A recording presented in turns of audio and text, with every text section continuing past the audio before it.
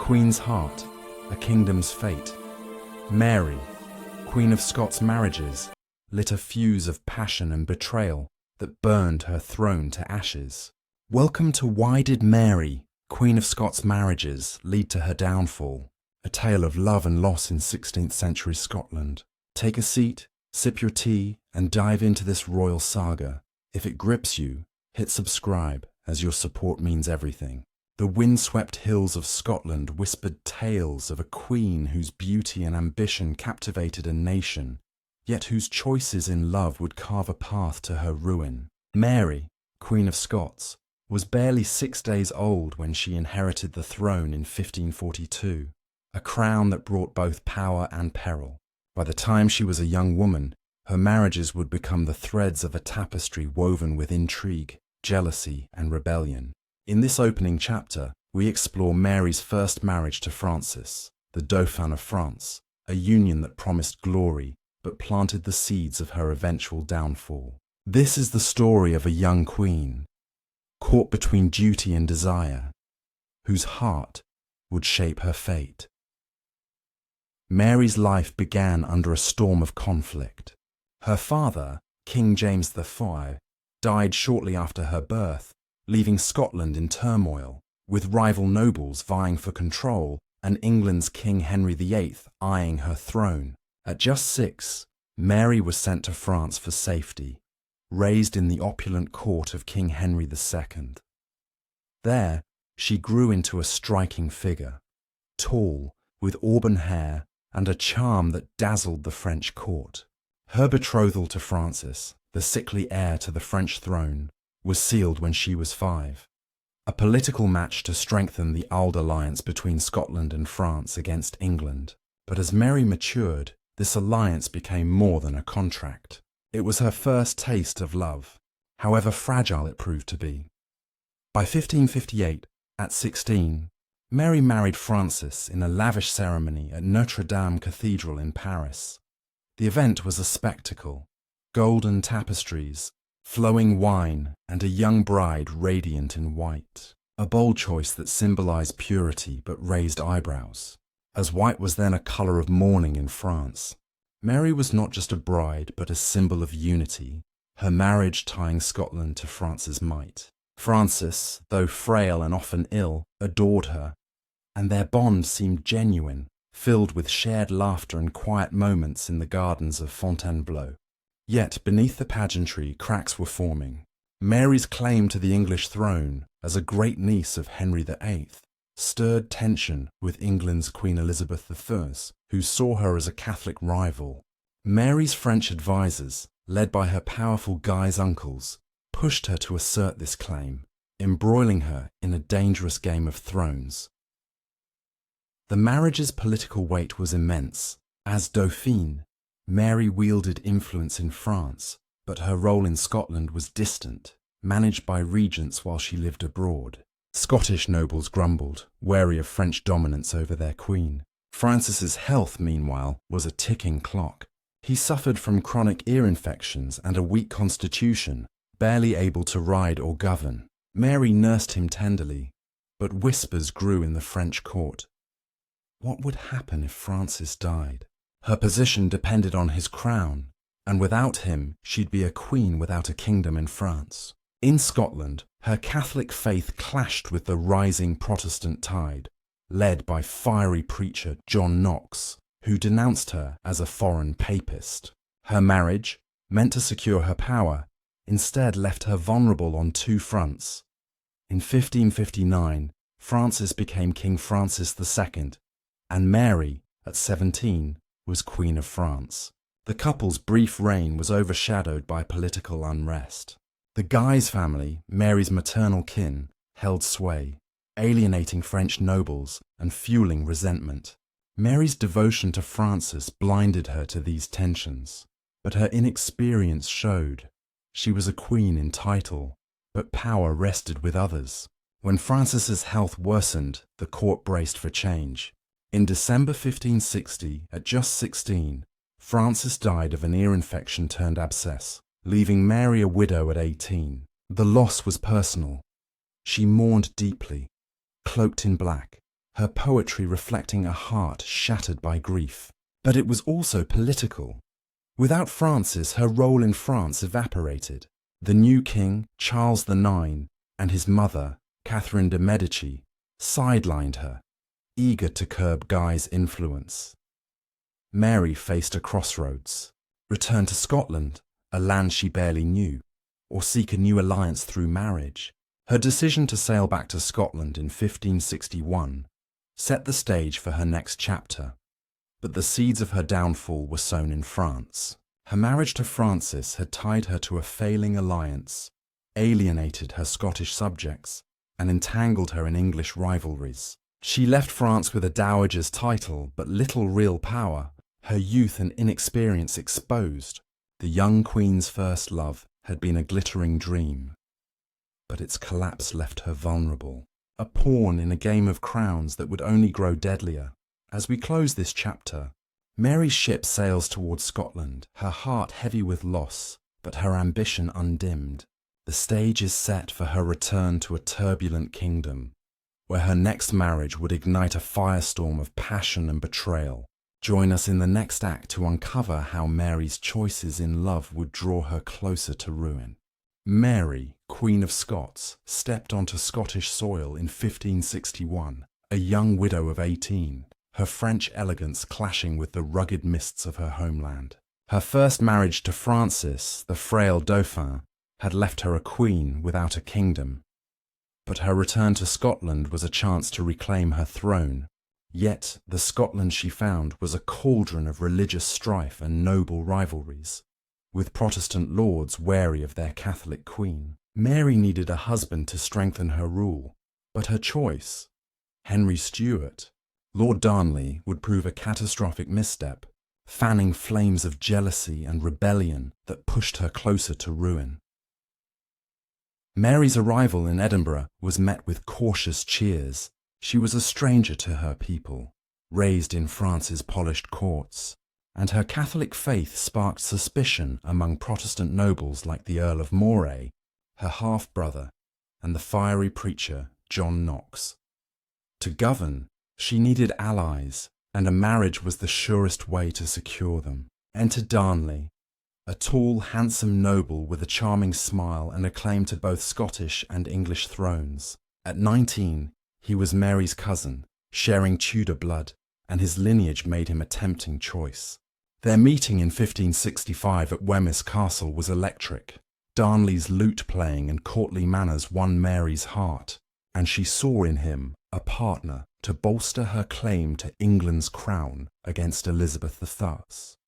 The marriage, sealed in July 1565 at Holyrood Palace, was a spectacle of velvet and jewels, with Mary radiant in a silver gown. But beneath the celebration, trouble brewed. Darnley's charm masked a vain, arrogant streak. He demanded the title of king consort, craving power equal to Mary's, which alienated her council. His drinking and late-night carousing in Edinburgh's taverns fueled gossip, and his jealousy flared when Mary relied on her loyal advisers, like her secretary, David Rizzio. Rizzio, an Italian musician turned confidant, became a target for Darnley's insecurity, who saw him as a rival for Mary's attention. The Scottish lords, already distrustful of Mary's Catholic leanings, grew restless, whispering that Darnley was unfit to rule. The cracks widened as Mary realized Darnley's flaws. His petulance surfaced when she refused to grant him the crown matrimonial, which would have made him king in his own right if she died. By 1566, pregnant with their son, the future James VI, Mary faced a husband who mocked her authority in public and plotted in private. The tension boiled over in March 1566, when Darnley, egged on by rebellious nobles, burst into Mary's chambers at Holyrood with armed men. They dragged Rizzio from her side and stabbed him to death in a brutal display, leaving Mary shaken but unharmed. The murder was a betrayal. Darnley had joined the plot to weaken her, believing it would secure his dominance. Instead, it shattered their marriage and turned key allies, like the Earl of Bothwell, against him. Mary's strength shone through as she navigated the fallout. She played a delicate game, feigning reconciliation with Darnley to placate the nobles while plotting her next move. But the Rizzio murder deepened Scotland's divisions, with Protestant lords exploiting the chaos to challenge her rule. Darnley's actions had not only alienated Mary but also made him a pariah among the nobles, who saw him as a reckless liability. His health declined, possibly from syphilis or smallpox, and by early 1567 he was recovering in Edinburgh at Kirkhofield, a house outside the city. Mary visited him, tending to his needs, but her heart was cold. Darnley's betrayal had killed any lingering affection. The stage was set for tragedy. On February 10, 1567, Kirkhofield exploded in a blast that shook Edinburgh, killing Darnley and his servant.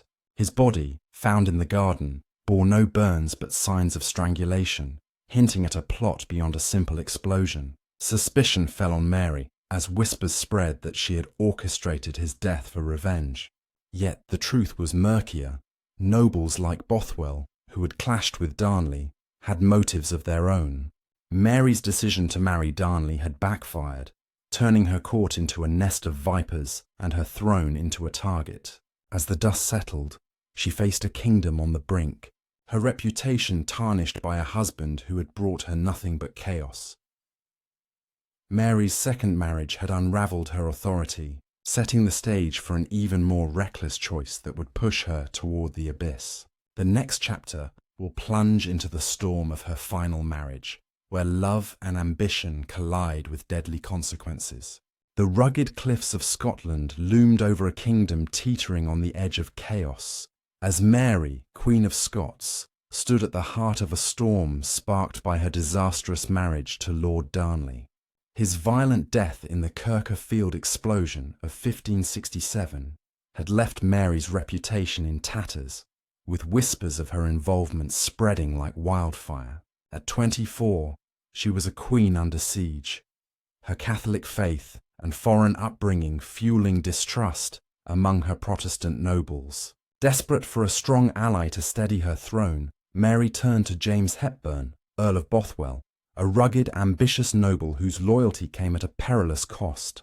This chapter delves into Mary's third marriage, a reckless union that inflamed rebellion and sealed her downfall. Bothwell was no stranger to Mary's court. A Protestant with a fierce reputation, he had supported her against Darnley's treachery, earning her trust during the Rizzio murder crisis. Tall, with a soldier's build and a commanding presence, Bothwell was a stark contrast to the petulant Darnley. By early 1567, as Mary grappled with the fallout of the explosion, Bothwell's influence grew. He was a key figure in her council, his boldness a shield against the scheming nobles who circled her like wolves. Yet his reputation was tarnished. Rumours swirled of his role in Darnley's death, as he had access to gunpowder and a motive to remove a rival. Mary, grieving and isolated, saw in Bothwell a protector, perhaps even a lover, blind to the danger his ambition posed. The events leading to their marriage were a whirlwind of scandal. In April 1567, as Mary rode from Stirling to Edinburgh, Bothwell and his men intercepted her at Cramen Bridge, escorting her to his stronghold at Dunbar Castle. Whether this was abduction or a staged rescue remains debated, but Mary's consent to stay with Bothwell sparked outrage. Some whispered she had fled willingly, drawn to his strength. Others claimed he coerced her, exploiting her vulnerability. At Dunbar, their bond deepened, and Bothwell, already married to Lady Jean Gordon, secured a swift divorce. On May 15, 1567, Mary wed Bothwell in a Protestant ceremony at Holyrood, a stark contrast to her lavish French wedding. The simplicity of the event, Mary in a modest gown, the court half empty, reflected the growing unease in Scotland. The marriage was a spark to dry tinder. Scottish nobles, already suspicious of Bothwell's role in Darnley's death, saw the union as proof of Mary's complicity. The Protestant lords, led by the Earl of Moray, rallied against her, branding Bothwell a murderer and Mary his puppet. Even Catholic allies recoiled, wary of Bothwell's ruthless reputation. Public sentiment turned venomous. Broadsheets in Edinburgh depicted Mary as a fallen queen, her virtue stained by a man many believed had killed her husband. Mary's decision to marry so soon after Darnley's death, barely 3 months later, fueled accusations of impropriety, eroding her legitimacy as a ruler. Bothwell's influence over Mary was undeniable, but it was a double-edged sword. He took the title of Duke of Orkney, commanding her forces and isolating her from advisers who urged caution. His aggressive tactics alienated key allies, like the powerful Hamilton clan, who saw him as an upstart. Mary, caught in a haze of loyalty and perhaps love, defended him fiercely, even as rebellion brewed. In June 1567, the Confederate Lords, a coalition of nobles, raised an army against the couple. At Carberry Hill, Mary and Bothwell faced their forces, but her troops, demoralized and outnumbered, melted away. Bothwell fled, urging Mary to escape, but she surrendered to the Lords, hoping to preserve her crown. The decision was catastrophic.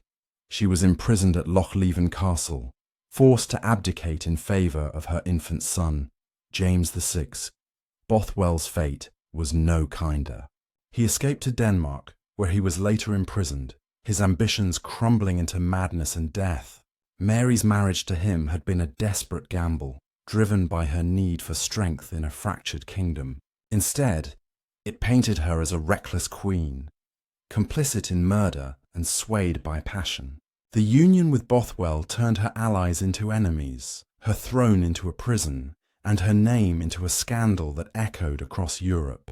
As she languished at Lochleven, Mary's dreams of ruling Scotland faded, her fate now tied to the mercy of her cousin, Elizabeth I of England.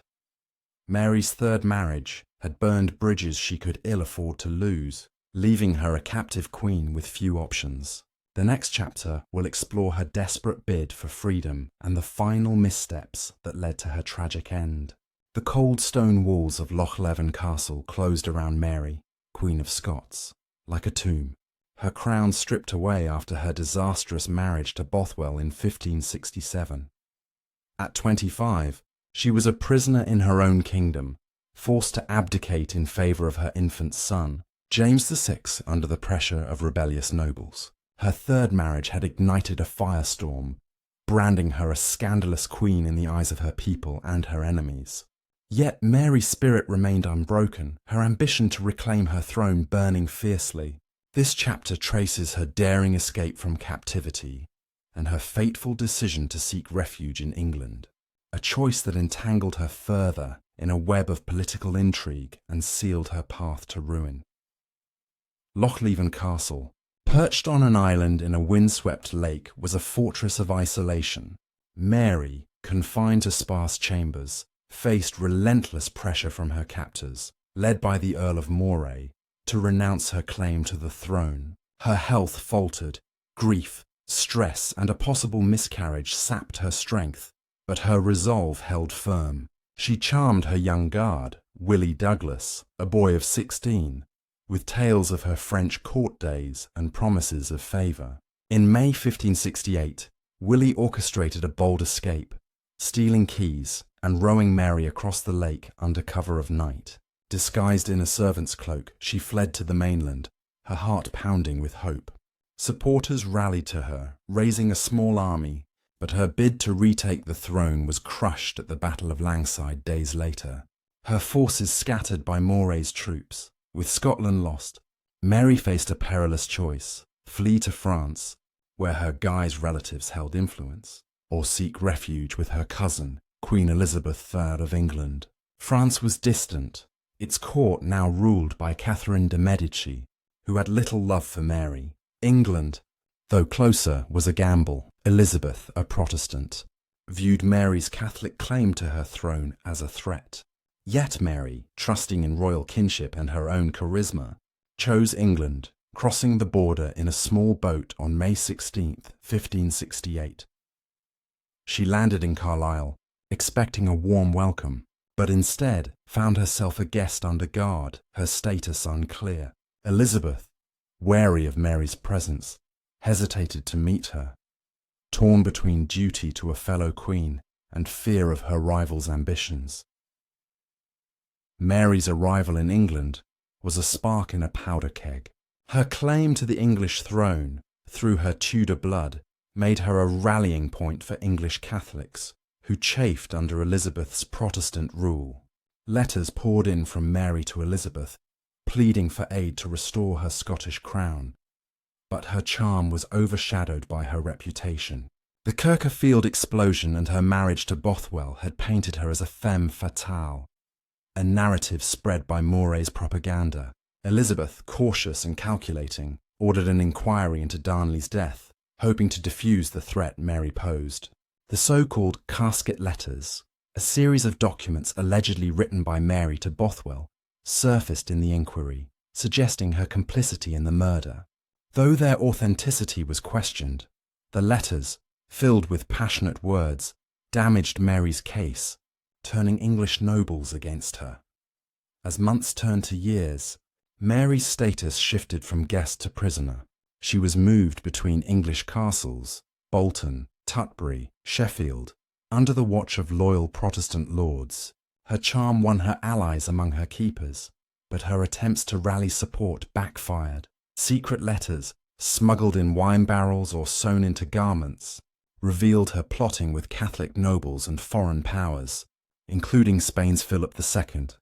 These schemes, like the Ridolfi plot of 1571, aimed to overthrow Elizabeth and place Mary on the English throne.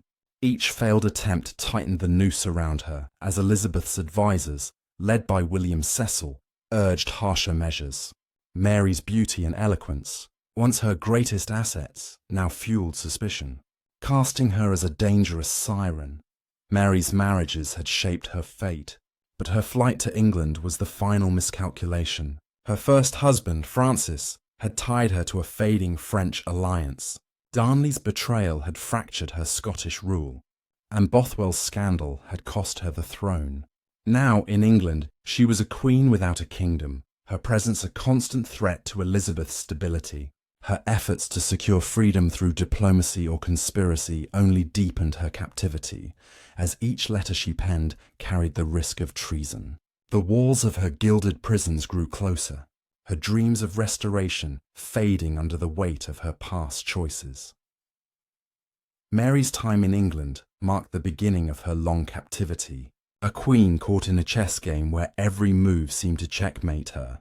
The next chapter will unravel the final threads of her story as her desperate bids for power lead to a tragic end. The flickering candlelight in Mary, Queen of Scots' chamber casts long shadows across the stone walls of Fotheringhay Castle, where she sat in 1587, a prisoner of 19 years, her once vibrant spirit worn but unbroken. At 44, her auburn hair was streaked with grey, her body weakened by captivity, yet her defiance burned as fiercely as ever. Her marriages, to Francis, Darnley and Bothwell, had woven a tapestry of passion and betrayal that led her from Scotland's throne to an English prison. Each union had chipped away at her power, turning allies into enemies and her crown into a memory. This final chapter unveils the culmination of Mary's tragic journey as her desperate bids for freedom, fueled by her marriage's fallout, led to a scaffold and a legacy that would echo through history. Mary's long captivity in England, beginning with her flight from Scotland in 1568, was a gilded cage, moved between fortified castles under Elizabeth III's watchful eye. She remained a Catholic symbol of hope for those who opposed England's Protestant queen. Her marriages had left deep scars. Francis's death had stripped her of French influence. Darnley's murder had tainted her with scandal, and Bothwell's reckless union had cost her the Scottish throne. In England, Mary's claim to Elizabeth's crown made her a magnet for conspiracies, each one tightening the noose. The Ridolfi plot of 1571, aiming to depose Elizabeth with Spanish aid, was only the first of many. Mary's secret letters, smuggled through loyal servants, revealed her willingness to ally with foreign powers, a dangerous game that painted her as a traitor in English eyes. By the 1580s, Mary's isolation grew. Her keepers, like Sir Amyas Paulet, were strict Protestants immune to her charm, monitoring her every move.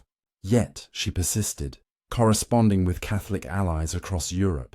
Her marriages had left her with one enduring asset: her son, James VI, now King of Scotland under Moray's regency. Mary hoped to secure his support, but James, raised Protestant and wary of his mother's reputation, kept his distance, prioritizing his own claim to England's throne. Her letters to him, filled with maternal pleas, went unanswered, a personal betrayal that cut deeper than any political loss. The ghost of her marriages haunted her. Darnley's blood and Bothwell's scandal fueled Elizabeth's council, led by William Cecil, to view her as a perpetual threat. The turning point came in 1586 with the Babington Plot, a scheme that would seal Mary's fate. Anthony Babington, a young Catholic noble, conspired to assassinate Elizabeth and place Mary on the throne, backed by Spanish forces. Mary's letters to Babington, smuggled in beer barrels, were intercepted by Elizabeth's spy master, Francis Walsingham. In them, Mary cautiously endorsed the plot, desperate for freedom after nearly 2 decades of captivity. Walsingham's agents decoded her messages, forging a postscript to draw out more conspirators. The trap worked. Babington was arrested, and Mary's involvement was laid bare. The letters, though ambiguous, were enough to charge her with treason. Her marriages had made her a focal point for such plots. Without the scandals of Darnley and Bothwell, she might have avoided becoming the Catholic figurehead that invited such schemes. Mary's trial in October 1586 at Fotheringhay was a formality. She faced a panel of English lords, her eloquence shining as she denied direct involvement in the plot, arguing she was a sovereign queen, not subject to English law. But the casket letters, still circulating as evidence of her guilt in Darnley's murder, and her own correspondence with Babington damned her. Elizabeth, torn between executing a fellow queen and securing her throne, hesitated. Mary's marriages had created this crisis. Her union with Darnley had tied her to the English succession, making her a rival, while Bothwell's scandal had justified her imprisonment. On February 1, 1587, Elizabeth signed Mary's death warrant, her hand trembling with the weight of the decision. On February 8, 1587, Mary walked to the scaffold in Fotheringhay's Great Hall, dressed in a black gown with a crimson petticoat, the colour of martyrdom. She was calm, her voice steady as she prayed, and forgave her executioners. The axe fell twice, severing her head, and her small dog emerged from her skirts, refusing to leave her side. Her final words, "In my end is my beginning," spoke of her faith in her legacy. The execution shocked Europe. Kings and popes condemned it, but Elizabeth's throne was secure. Mary's death was the culmination of her marriage's consequences. Francis's alliance had isolated her from Scotland, Darnley's murder had branded her a villain, and Bothwell's union had driven her to exile. Each choice, driven by love or ambition, had pushed her toward this tragic end. Mary's legacy endured through her son, James VI, who became James the Fern of England in 1603, uniting the crowns. Her marriages, though her downfall, ensured her bloodline shaped history. As the scaffold was dismantled, her story became a legend. A queen whose heart led her to ruin, but whose courage made her immortal. If this tale of royal intrigue has gripped you, please like, comment your thoughts below, and subscribe for more historical dramas. Your support means the world to us.